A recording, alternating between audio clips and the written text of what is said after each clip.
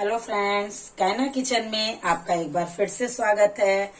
आज मैं बनाने जा रही हूँ करेले की कुरकुरी स्वादिष्ट बहुत ही टेस्टी सब्जी। ये मैंने करेले कट कर लिए हैं और करेले को थोड़ा सा मोटा ही कट किया है। ये सारे करेले देखिए थोड़ा मोटे पीस में काट लिया है और ऐसे ही इसको काटना है। और अब ये मेरा पानी गर्म हो चुका है। अब मैं इसमें ऐड कर रही हूँ और मैं इसमें ऐड कर रही हूँ हल्दी पाउडर, जिससे क्योंकि करेले मैं इसमें डाल के उबालूंगी तो करेले का कलर न चेंज हो। और थोड़ा सा नमक, नमक डालने से करेले का जो कड़वाहट है, कड़वापन वो निकल जाता है।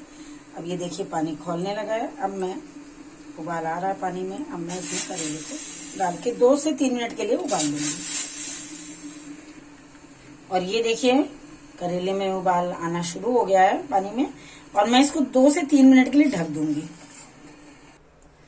ये देखिए करेले एक अच्छे से हो गए हैं, पूरे हाथ से पूरे कट जा रहे हैं।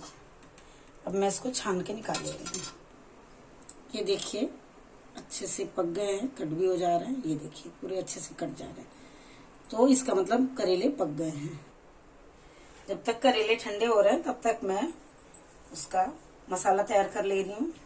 ये मैंने लिया आधा चम्मच हल्दी, टेस्ट के अकॉर्डिंग नमक, धनिया पाउडर, बेसन, सौंफ आधा चम्मच। सौंफ की खुशबू बहुत अच्छी लगती है करेले में। और ये मैं डाल रही हूँ अमचूर। और ये मैं आधा चम्मच काश्मीरी लाल मिर्च डाल रही हूँ पाउडर। आप तो जानते हैं तीखी नहीं होती है। अब मैं सारे मसालों को ऐड कर ले रही हूँ और अब करेले के सारे पीसेस को इसमें मैं डालकर मसाला लपेट दूंगी। ये देखिए ऐसे। ये देखिए सारे मसाले अच्छे से लिपट गए हैं करेले में। और अब मैं इसको ये तवे पर ऑयल गरम हो चुका है, सरसों का तेल है। सरसों के तेल में करेले बहुत अच्छे पकते हैं। मैं तवे पे पका रही हूँ, आप चाहे तो पैन में भी इसको पका सकते हैं। पके हुए ही हैं, बस इसको कुरकुरे करने हैं हमें। और ये बहुत ही टेस्टी बनकर तैयार होंगे। ये देखिए सारे मैंने रख दिए हैं। अब इसको मीडियम फ्लो रखनी, गैस की फ्लेम मीडियम ही रखनी है। और एक तरफ कुरकुरे हो जाएंगे तब मैं इसको पलटूंगी।